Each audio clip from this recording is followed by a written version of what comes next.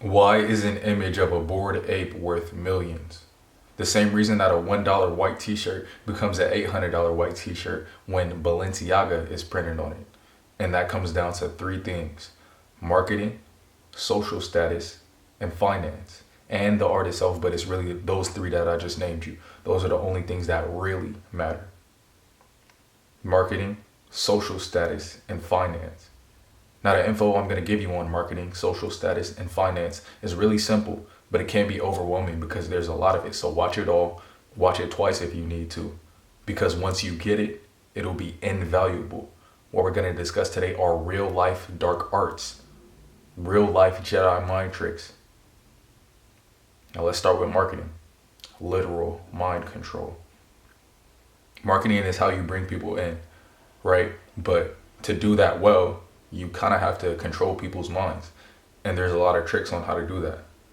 There's a simple formula for marketing your NFT the best way you possibly can. And this applies to every single marketing, everything. And that's to make content that grabs as much attention as possible, placed in as many places as possible, for as cheap as possible. That's content that grabs as much attention as possible, placed in as many places as possible, for as cheap as possible. So the best example of this, and I think it's the best marketing, it's what the Kardashians use, is make up fake news and get free press. Now there's a book there's a book that describes exactly how to do this step by step and enact strategies from the book actively. There's a group that does that, and we just get together and make that happen. You know what? Fuck it. I'm gonna give the book away for free. I don't want to hold back information. The book is called Trust Me, I'm Lying. And obviously on our Patreon we have that group where we enact the strategies from the book in real time. So it's not just you're reading it, you're watching it happen. You're seeing how the process works. And we're compiling a list of reporters that respond to DMs, one, because you have to be able to contact them, and two, who are into certain things and like certain favors. Obviously, if you get a reporter to like you, they may be more likely to print your story. That's not necessarily real news, but they fuck with you, so they'll print it. Now let's give a breakdown of the best marketing tool, which is fake news, and how a company that's already successful uses it all the time. The company is Supreme. We're going to talk about Supreme Oreos. Now Google Supreme Oreos real quick. Leave the video running or come right back to it. Google Supreme Oreos, and what you're going to see is the first headline says Supreme Oreos sold for $90,000, or I think it was $91,000. That's a headline, right? And it's written by Forbes. Forbes is a very respected publication, especially when it comes to financial things. Now, go on eBay real quick and see the price of Supreme Oreos is nowhere fucking close to $90,000. It's like $13 at max.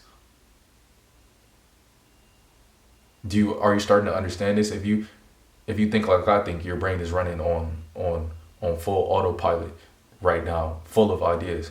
Supreme told people that their Oreos sold for $90,000.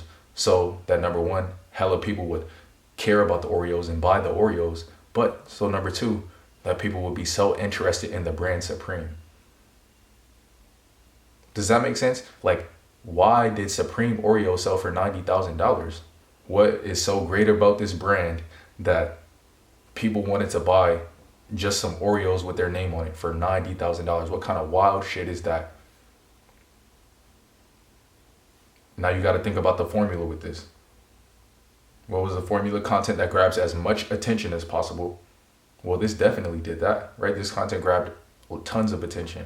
If I told you that a pack of Oreos was worth $90,000, the first thing you would say is you're a liar or you're crazy. But if it was Forbes that said it to you, or a reputable news publication, you would say, what the hell is up with that pack of Oreos? And what about that pack of Oreos made it worth $90,000? And I need to learn about whatever this thing is.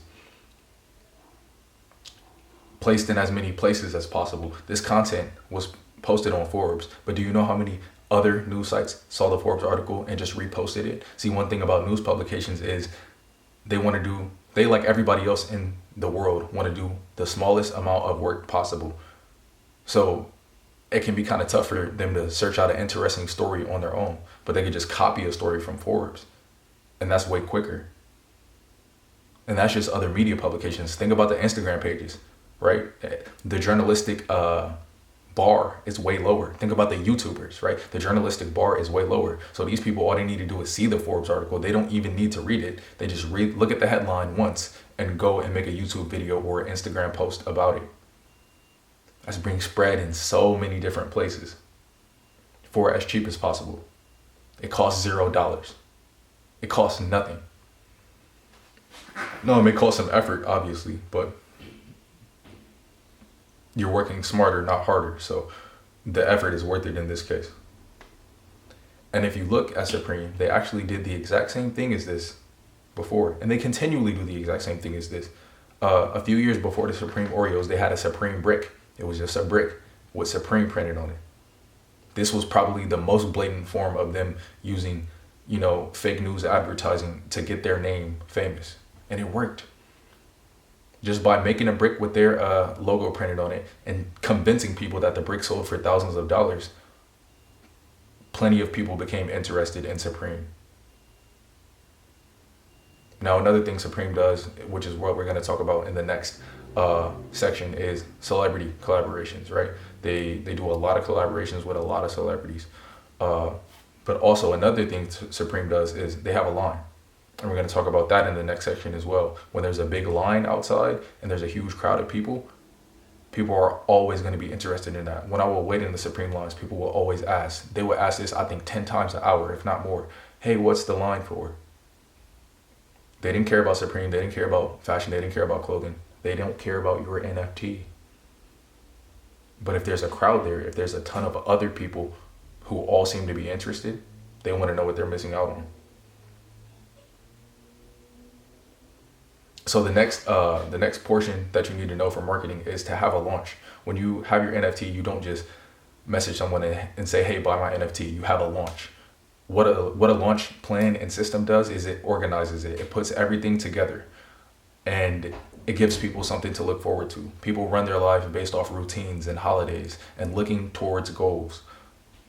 So when you make that launch day a thing, imagine your NFT is as big as Christmas. Well, it won't be to the whole world, but it will be to your 1,000 fans or 100 fans or whatever. Because on Christmas, maybe you get a couple gifts worth a couple $100. On NFT day, you're potentially making thousands, right? So this is a very, very important day, and you build up hype to that day. You have events, right? And maybe there's only a few events within one another. And we have an actual NFT schedule on a Patreon, like, a 3-month launch plan and then a 1-month launch plan for the last month. But essentially, as you get closer to the date, have more events, have more daily check-ins on the Discord, have more things going on, have more, celebrity donors sponsors, have more celebrity sponsors coming on, have more parties in real life, etc., etc. So have a launch schedule. Next is make a story and sell lore. See, the thing about it is, once people have bought in with their money, right? Once they've invested $1,000 or a couple $100, they care about this now, and they're going to be checking that money and trying to make sure that it's going to make them a lot of money. They're invested. Now, what you need to do with that investment is pull on it as hard as you can and get it to grow deeper and deeper and deeper. They're already invested. They're already in this, right? Now you need to give them something to do with that investment. They have an emotional attachment to your NFT. Grow that emotional attachment. And how you do that is by making a story and selling lore. Anybody can make a picture, right? A picture is only going to be worth so much, but when you tell the story behind that picture and when you act like there's all this cool shit behind the picture, now people have a reason. Like a Jackson Pollock painting, for example. It's an absolutely worthless piece of crap. It's some idiot just splattering paint on a canvas, right? But they tell stories like, oh, he was drinking coffee and it was 3 a.m. when he splattered the paint on the canvas and he was just so angry and he felt so much emotion, right? Like ask anybody why they bought an NFT or a dumb painting like a Jackson Pollock painting or a Rothko, and they'll tell you all these stories like the Rothko painting that's just simply 2 colors. Really the 2 colors represent death and glory and love and giant forests, and they'll tell you all this bullshit, right? You want to create a lot of bullshit like that for your fans to believe in, and maybe it's not bullshit, but whether or not it is, there needs to be a lot of it, and it needs to be entertaining. The next the next step of marketing is educate, don't sell. You want to educate people about your product, don't sell them. If you're selling them, you're asking them, hey, please buy my product. Hey, please buy my NFT. Hey, this is the best NFT. You should buy it. Hey, this NFT is going to the moon. Haven't they seen that 1,000 times already? Now contrast that thirsty mindset to a mindset of, hey, there's this really cool NFT project going on. You may be scared to invest in it because you think a lot of NFTs are scams. What most people don't know is that the NFTs that are scams are very obviously scams to the people who know the community well, because there's a few telltale signs that will always let you know that an NFT is a scam. And there's a lot of great NFTs that are making people a ton of money that don't have those signs. And if you were interested in owning some great art and seeing your portfolio go to the moon, I'd love to educate you on what those signs are that you need to look out for, and why exactly this specific NFT project has none of those signs. One was begging for attention. One was telling someone they're wrong in a nice way and telling them how to make themselves right. Educate, don't sell. We're all used to being educated. We spent most of our lives growing up in a school chair, in a classroom, being told to do things, being explained information. We're used to being explained information. That's the best way to convince someone that your NFT is worth buying. Now let's get into the next section, and this is going to be my second favorite. Social status, Tinder swindler. See, once you know how to market your NFT properly, once you have a marketing plan, once you know how to get people's attention, what do you do with that attention? How do you hold people's attention, and how do you grow it? That's what social status is all about. Think of the Kardashians, right? Why are the Kardashians famous? Well, they're famous for being famous. You can't say that they do nothing, right? They're famous. They're everywhere. They're on all these popular shows. They're getting millions of views. They have the reality show. But they're famous for being famous. And that's what you want your NFT to be. Now, the thing about social status is it's very easily faked. Like that line I showed you, right? Or the line I spoke to you about. Or an even better example is a crowd in a school. Let's say two kids start to yell at each other in a school, and a small crowd of 5 to 10 people forms around them.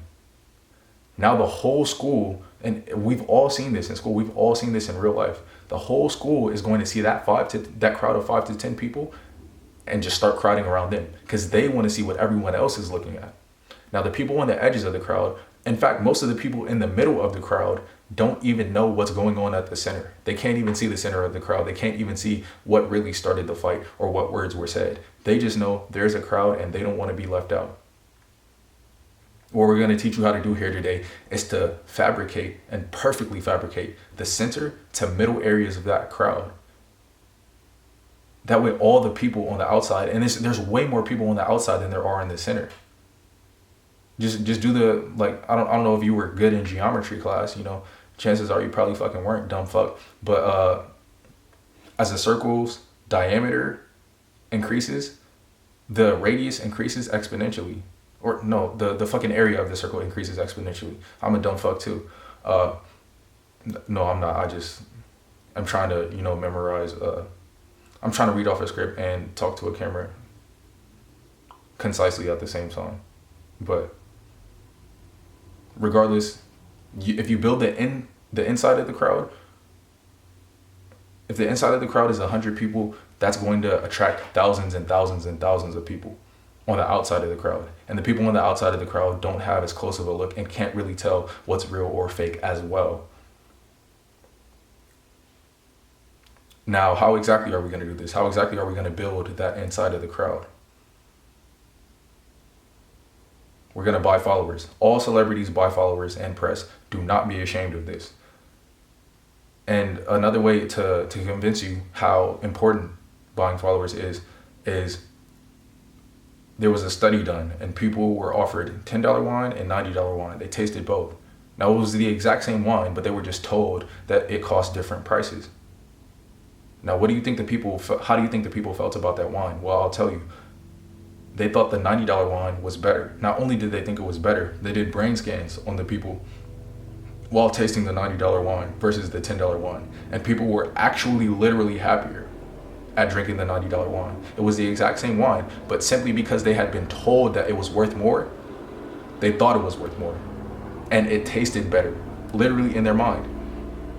It was not about the taste of the wine, it was about what they thought it was worth. And social status is the same way. If you don't believe me, go wear a suit. Oh my God, what the fuck are you flying fucking planes for? Wear a suit. Loud ass shit. Wear a suit and you can start firing people. Like, wear a suit, go around and tell people you're fired. You will be surprised how many people believe you. It's because they believe people in suits are their boss or their boss's boss. Now, a suit doesn't cost that much, but it makes you look like you're with. What the fuck? Anyways, the next step of social status is celebrities. Celebrities control cool. Pay them. A lot of people follow celebrities. A lot of people idolize and worship celebrities. In fact, there's more fucking planes. Holy fucking shit. Yo, it's another fucking plane outside. I'm about to grab my goddamn javelin missile and shoot this bitch down. Why the fuck so many planes?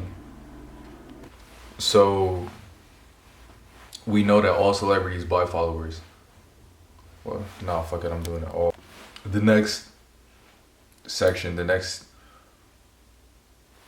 you will be amazed and surprised at how many people just listen to you and go home. Wear a suit and start ordering people around, right? And there's people on YouTube that do this. They're pranksters, right? Sometimes they don't even wear suits. Sometimes they just go around and order people around. And you'll be surprised that simply with confidence, simply by acting like you're somebody who should be telling them what to do, that they will believe that, you know, they should listen to what you're telling them to do. They will believe that. They will believe that you're their boss because you act like a boss.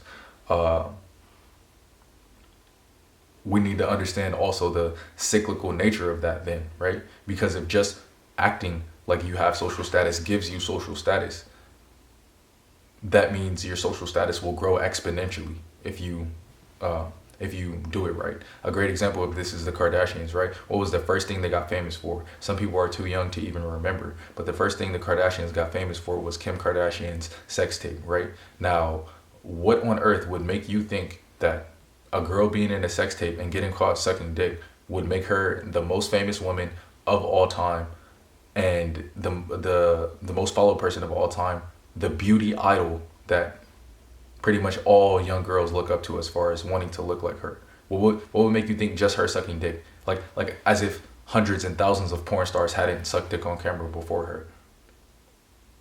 So why is Kim Kardashian famous? Because her family knew how to play the social status game, how to use one famous moment and turn that into two famous moments, turn that into a reality TV show, turn that reality TV show into brand deals, turn those brand deals into magazine covers, and keep growing and growing and growing. Keep using your fame to build more and more and more fame. And now they're the most famous people, period. The last thing I'm going to cover with social status that'll help you understand the psychology behind it is there was an experiment done, right? And this study will tell you everything you need to know about social status. People were tasting $90 wine and $10 wine. The trick was it's the exact same wine. They were just told that this wine is worth $90, this wine is worth $10. Now what happened was, not only did the people say they enjoyed the $90 wine more, right, than the $10 wine, people said they enjoyed it more, but brain scans were done on these people, and they weren't lying. They weren't pretending to enjoy the $90 wine more. They really truly believed that the $90 wine was better than the $10 wine simply because it cost more, simply because it acted better. Now, cost is a way to, add social status to a product, add social status to a brand, simply by making something that costs, like, all right, wine, you can get cheap wine, right? But if you make something that costs a lot more, like $90 for a bottle of wine, that may make you think, oh, why is this wine so expensive? Why is this Ferrari so expensive? Why is my NFT so expensive? And why are so many people willing to pay that price? Now let's get into the direct strategies utilizing social status. The first thing I'm going to say is all celebrities buy followers and press. Don't be ashamed. Literally, well, not literally all, but like 80%. It's a huge amount. If you search back, Instagram and Twitter have, when they go out and delete all the bots, right? They'll announce it and they'll say, we're deleting all the bot accounts. And you'll realize celebrities lose half their followers. And this happened like multiple times. And these are like big names that and look up to and think, oh, this guy's famous. Like if I were to see him, I would probably get starstruck and ask for a picture. And you feel that way because you believe this person is so famous and they have all these fans. In reality, all the numbers are inflated.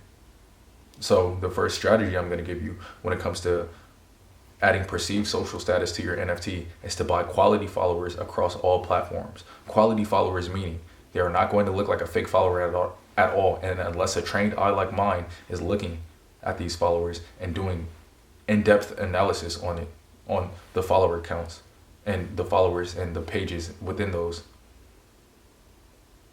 you're not going to be able to tell that they're fake followers. They're going to look completely real.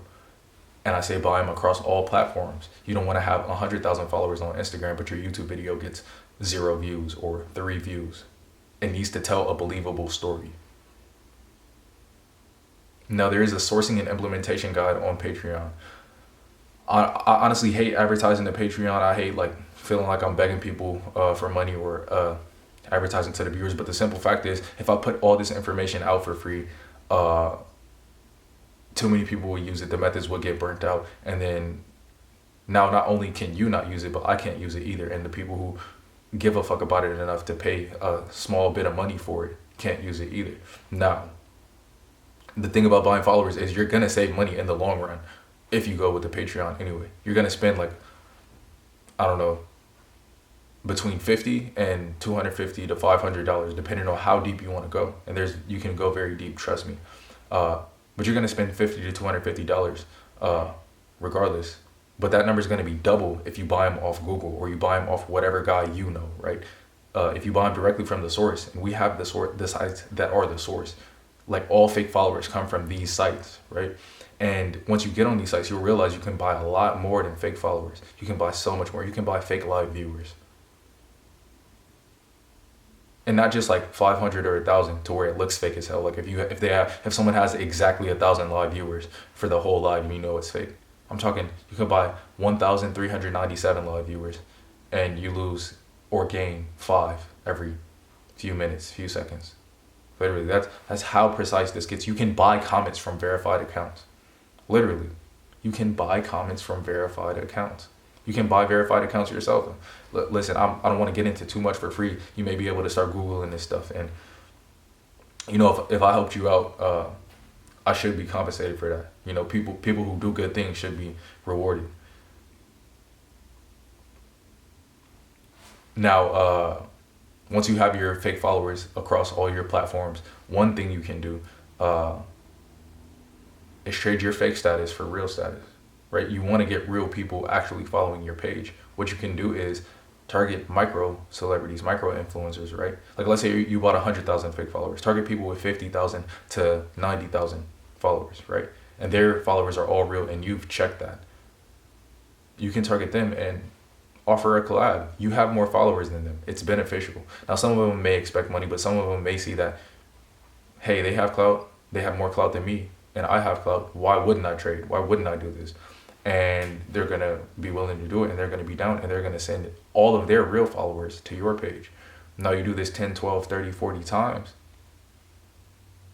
You have a very wide audience that you've gotten your content in front of for absolutely free.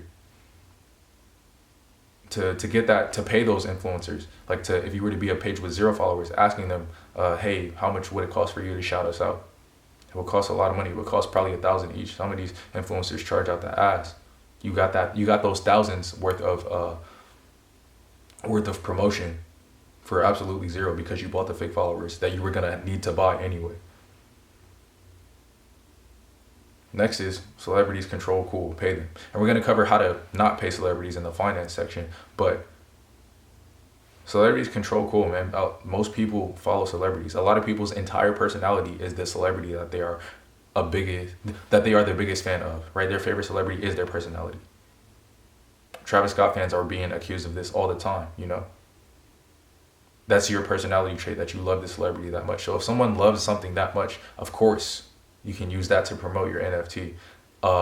This is why a lot of NFT projects are literally based on celebrities, right? Because what all this comes down to is things more important than money. People will give money for things more important than money. People will give money for more money. People will give money for celebrities that they love. People will give money for people they love. That's another aspect of this. Use OnlyFans models. Use women who have fans who love them and are lustful over them and obsessed with them.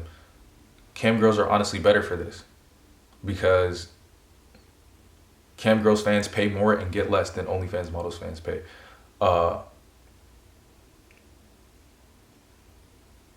And yeah, you pay them, but in the second part, or in the third part, excuse me, in the finance part, we're going to tell you how to not have to pay them. But yeah, when it comes to social status, you need celebrities. The next thing when it comes to social status is hiring 50 cult fans. Now, you want cult fans. You really, really badly need cult fans. And the amazing thing about cult fans is one cult fan counts for like 100 regular fans. Like, imagine you see two posts, right? We're talking about two Instagram posts, two different Instagram posts of two different people. And we're trying to guess who's more popular or what's more interesting of a post, right? And on one post, there's 100 comments of just like fire emoji or like thumbs up emoji or cool, that's lit. And on the other post, there's only 20 comments, but they're all like insane, like lust, thirstful shit. Like, oh my God, you changed my life. Like, you're the greatest. This is the greatest NFT to have ever existed. I literally would disown all my children to have another copy of this NFT. Now, obviously make it believable. Obviously don't write shit that sounds that wild, right? But when people are obsessed about something, when one person is obsessed about something, that's more interesting and more notable and gives you more status than 10 people being kind of interested in something. It's more important to have one person going insane over something than 10 people that are kind of interested in something. Hire these cult fans on Fiverr. There are people on Fiverr who will work for like literally a couple bucks an hour, and they won't even need to, they'll only need to comment when you post, right? So if you post twice a day, that's less than 2 hours a day. And you can have one person running like 2-3 different accounts. I wouldn't go over 2 to 3 different accounts. And you just have them just overly engage on every platform. For, let's say, 30 minutes a day, they just overly engage. They aggressively engage. You can write scripts for them, believable scripts, obsessed enough to be remarkable, but not so obsessed that it's clear it's clear that it's fake. Not that obsessed, right? Next step, and that's gonna make the cult fan effect go even crazier, and that's limiting comments. Limit comments on your post. What this does, well, let's give an example first. Drake. He tends to only have 50 to 100 comments on his posts, and that's because the comments are limited, right? Now he's gonna have like 1 million likes plus a lot of times, but the comments are gonna be only 50 comments. So by limiting comments on your post, chances are people aren't going to follow you and unfollow you to figure out exactly how you're limiting the comments on your posts. So they'll just think, well, these comments are limited and 50 people commented, right? Because you hired the 50 active fans, and some of them are commenting twice, so it's more than 50. But these comments are limited and 50 people are commenting. I wonder what the fuck would happen if they weren't limited. It would probably be 1,000, right? It would at least be a couple hundred. It's pushing that illusion, right? This is all about crafting an illusion.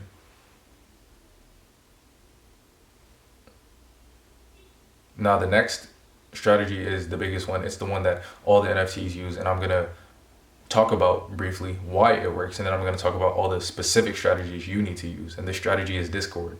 All these NFTs have Discord servers. Now, if you don't know what a Discord server is, it's essentially like a group of people on the internet. It's like a big group chat. That's a perfect way to say it. It's a big group chat of people who are all into one thing, and there's different sections in the group chat.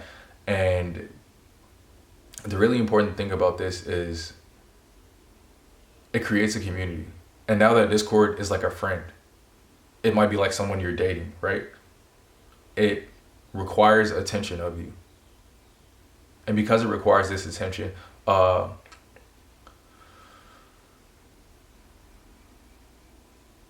it's going to become a part of that person's life in the same way that a friend would, in the same way that a girlfriend would, or a boyfriend, whichever gender. It's going to attach itself to that person's life, to the fan's life, and it's going to make them into a walking, talking, sleeping, shitting advertisement for your NFT. Now here's a couple of the Discord strategies. Obviously we cover more of these on Patreon, but all of these strategies are based on high control groups, right? Also known as cults. But the thing about this is you don't want to use these strategies for anything unethical, right? If what you're doing is even slightly unethical, if your project is even slightly rug pullish or intended to go wrong, don't use these strategies. It's fucked up, right? These are real Jedi mind tricks. This is how step by step a dude like Jim Jones was able to get people to drink Kool-Aid, right? This is how step by step Keith Raniere was able to get, hundreds of like young beautiful women to brand themselves with his initials and be happy about it and encourage each other to do it. And here are just a couple of them. Right, we're gonna go deeper into this on Patreon, but understand that these strategies are powerful and when used for wrong can go very wrong. But the military also uses strategies like these, right? Most companies that require a lot of work from their corporate employees, they have strategies like these. Anyways, let's give you a couple of them. Daily or multiple daily check-ins. You want to check in with people daily. You want to send a blast out, right? And a notification blast. You want to tag at everyone in the Discord server, and you want 1,000 people to all respond. It's like a call and response thing. You send out a message and you want to see how many people respond, right? Because those 1,000 people are the people who are going to buy your NFT, and they're going to tell everyone else on their Twitter timeline to buy it. Now, it's not going to be 1,000 at first. You're going to have to grow up to that point. And remember, we detailed how to do that with, or I don't know if this is the Patreon or non-Patreon section, but you definitely heard about how appearing famous gets you more fame. So once you look like you have 1,000 people following you, it shouldn't be hard to get another 1,000 real people following you. Also with these daily check-ins, when you send these blasts out, you want to have rewards for them. So you don't just want to send a blast out and say, hey everyone, like this message or react to this message if you saw this, right? You want to make it worth something and you want to have it be related to your NFT. So make it something like the first 1,000 people to react to this message get, I don't know, $10 knocked off their mint price. Right? Or there's a specific better option I have for this, but that's a Patreon thing. Anyways, the gist is send multiple blasts out and expect everyone in the Discord to check in and reward those who check in. Next is violations. You want to have certain rules and violations that people have, and you kind of want to make them a bit arbitrary, right? You want to make them something so easy to You want to make it a fuck up that's so easy to fuck up on that 80% of people are going to do it. But what this does is it establishes rules and boundaries, and it makes it a place that you have to try hard to be in, right? Like, why do sororities, fraternities, MLMs, gangs, even street gangs, all make you give something up front? Street gangs make you get jumped in. Sororities and fraternities haze you, right? It's because, quite honestly, these groups aren't all that amazing. They don't really offer much. But if they make you hurt yourself, if they make you give something of yourself, if they make you sacrifice something of yourself before you enter, that makes you have to value it now. That makes it more valuable to you because you gave the sacrifice already. And the value that you give it is directly attributable to how aggressive and how memorable and tough that sacrifice that you gave was. Next Discord strategy is doing social media pumps. So you call all these people active in your Discord, right? Well, another thing you can do with them is have them pump up your social media posts. So whenever you post, send a blast out to the Discord. Everyone in the Discord, like this post, spam comments, right? And don't just spam like meaningless comments. Spam comments that you really, aggressively really love this NFT, right? And keep in mind, you can't ask these people to do like a ton of stuff. You can't ask them to literally write a whole 1-page essay in the comments every time you have a social media post. You have to keep these people motivated, and you have to keep dragging them along and teasing them, but you can't ask them for too much.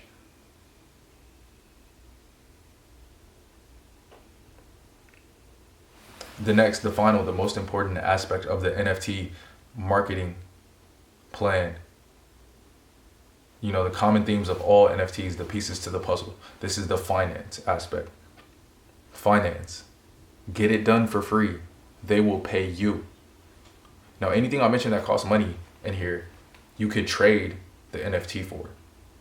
What I mean is, once you have somebody bought into the NFT, once you have the right marketing, the right marketing aspects to bring people in and make them feel like this NFT literally can't fail and it literally has to succeed. Once you have the social status built around and you see all these other people thinking the exact same thing, like, yeah, all these other people agree that this has to succeed, even though a lot of those other people are fake and manufactured people. Once you have those steps in place, now you have something that's worth more than money. You have an NFT that may be infinitely valuable in the future. This NFT, if I buy it for 100 today, it may be worth 1,000 tomorrow. It may be worth 10,000 the next day. That's how you have them thinking. So you can now essentially get everything for free. So to break down the finance aspect of NFTs, there's something called a whitelist. What a whitelist essentially does is it guarantees you to be able to mint an NFT. Now let's explain what minting is first. Minting is creation of an NFT. So you mint an NFT, you buy it at that price, at the mint price, right? That's what people mean when they say mint price. That's the price that it was created at. But the idea is the price will go much higher than that. So a lot of people mint at 1 ETH. That's 1 Ethereum. I actually have no idea how much money that is right now. I haven't been keeping up. But yeah, let's say it mints at 1 Ethereum. I believe it's over $1,000 at this point. But if not, it's close to around there. Well, people are expecting it to go to 2 Ethereum and 3 Ethereum, right? And what a whitelist does is it sets a specific group of people who have they're already ready to buy at 1 Ethereum. Now, if you were doing a rug pull, you would just essentially have all those people buy at 1 Ethereum and sell it all off. You would sell it all off to them at 1 Ethereum. And they think they're spending 1,000 and thinking they're going to get 10,000, 20,000 back.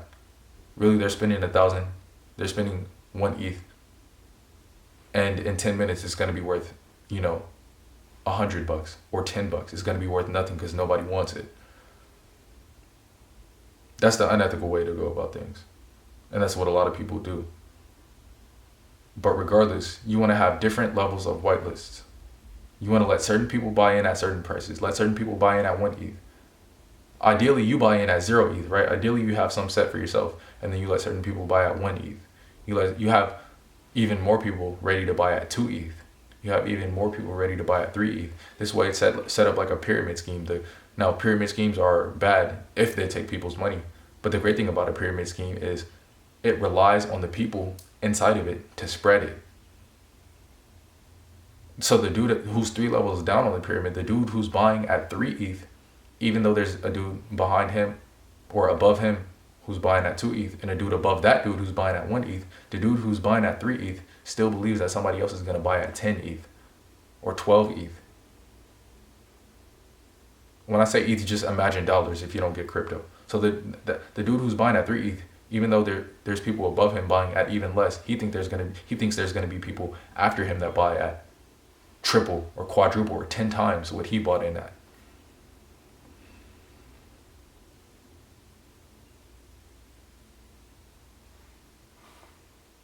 Now, how do you get shit done for free with this? Well, you have NFTs. Pay them in NFTs. If somebody's already bought an NFT, or if somebody's already on the whitelist at 3 ETH,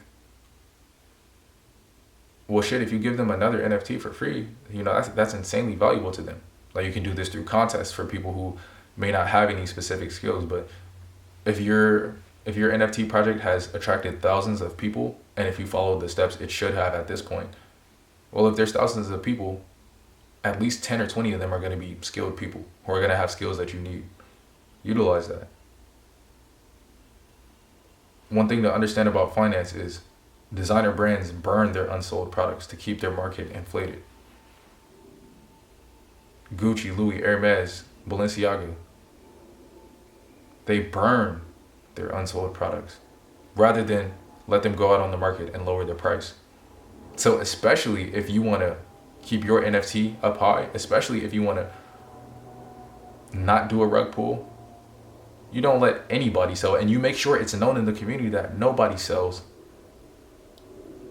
at below the mint price. You only sell it above the mint price. And even if it dips down to half the mint price, you keep pushing.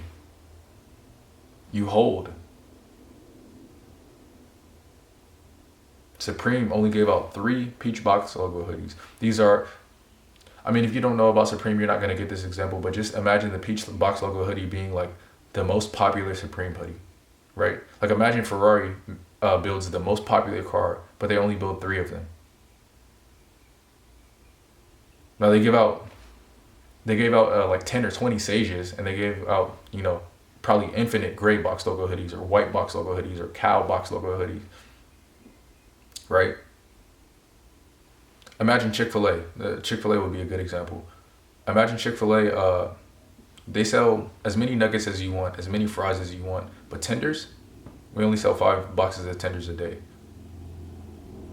What does that do to the tenders? It makes them way more scarce. And that's another important aspect of the finance of the NFT. You want to have certain rare NFTs, right? You want to have certain variations of your NFT be very, very, very, very, very rare.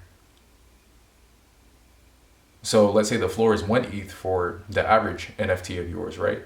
Floor price meaning the lowest price that it's selling for. That's the price where you say nobody sell below this price. So let's say that's 1 ETH for your regular NFTs, but you have a special one with a red ruby on it, or one with a crown. Well, you want to make sure that one sells at 30 ETH, because there's only one of those. That one's super rare. If you look at the Bored Apes, there's a golden ape. If you look at the CryptoPunks, certain CryptoPunks, because of their features or whatever, are super rare and valuable. Now the next step the next finance strategy with NFTs is going to be kind of surprising, and that's that most NFT sales are fake. What I mean by this is, let's say let's use ETH as an example again. Let's say we mint an NFT at 1 ETH, right? And we want to get the price up to 10 ETH. And at 10 ETH, it's gonna make news, and a lot of more people are gonna come in and see, hey, that NFT went from 1 ETH to 10 ETH. I need to watch that and buy in at 10 ETH because I think it's going to 50 ETH after, right? So, but we have to get it from 1 to 10 ETH. How do we make that happen? Well, what if you just bought it yourself and sold it to yourself for 10 ETH? You bought it yourself for 1 ETH and then you sold it to yourself for 10 ETH. Remember, this is the internet. This is not like a real actual physical place. You can fabricate anything, and that's what these NFT individuals do. They buy their own products at inflated prices just to make sure that other people see the inflated price and continue to inflate the price. If I minted my own NFT at 1 ETH and then I bought it myself for 10 ETH, I didn't really lose any money except transaction fees because I'm paying myself. But if another idiot saw me and he said, oh, that just went from 1 to 10 ETH, I'm going to try and buy it right now for 13 ETH. Now I just took something worth 1 ETH and sold it for 13 ETH. Because I made it appear that it was worth at least 10 and going to be going up in value in the future. Now here's where that gets even deeper. It gets even deeper than this. How often do you withdraw your entire bank account? Fucking never, right? How often would you sell an NFT that's only designed to go up? Think about that. Think about all the celebrities that own Bored Apes, and they all believe that a Bored Ape is only going to go up in value. Well, guess what? If nobody's selling, that means only a few are available. If all the people who own Bored Apes think this Bored Ape that I bought for $500,000 is going to be worth $1 million next year, if they all think that, then they're never going to sell. And if they never sell, they never realize the actual value. It's like in Wolf of Wall Street when Matthew McConaughey explains to Jordan Belfort or Leonardo DiCaprio when he explains, hey, if your customer makes a lot of money on the stock, you don't have them pull the money out because that would make it real. That would mean they realize gains. No, you have them put it into another stock, and another stock, and another stock. If you convince these people to hold the NFT forever, well then they just paid $500,000 for fucking nothing because they're never gonna get any cash out of it.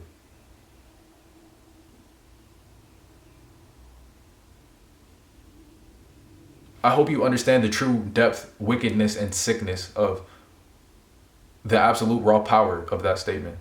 And corporations do this as well. All the corporations who aren't going to innovate in product and there's no reason for their stock to go up. They're dying companies like Blockbuster or Sears. They all buy back their stock. What that means is if their stock is trading for 50 a share right now, they buy a lot of it at exactly 50 a share or $51 a share. And that makes it go up to 52 and 53 and 55. They've artificially increased the value of their company by buying the float shares. If somebody were to make an announcement that Bored Apes are fucking worthless and stupid, and just 10% of the people that own them were to believe that, if those 10% sold, the rest would see the price go down and then they'd sell. And that would be like maybe 20% that sells, right? And then that 20%, everyone sees that now because 20% is a big number. 20% is a big percentage. Now everyone sees those 20% of people sell, and now the rest of the 70% is going to sell. Remember, 10, 20, 70, right? It happens exponentially. This is why there are so many fees at ATMs. This is why you have to call your bank to raise your ATM limit if you want to withdraw more than $500. This is why they don't have us use cash. It's because if we were to all withdraw our money, we would see that the whole system is really fake. It's really a house of cards with no glue on a windy day. And all it takes is one little flick.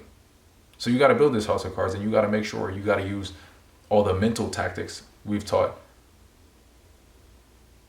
to make sure that you convince your audience not to ever sell. Convince your audience that even if this NFT goes down to zero, eventually it's going to go back to 100 times what you bought it for. You just have to believe.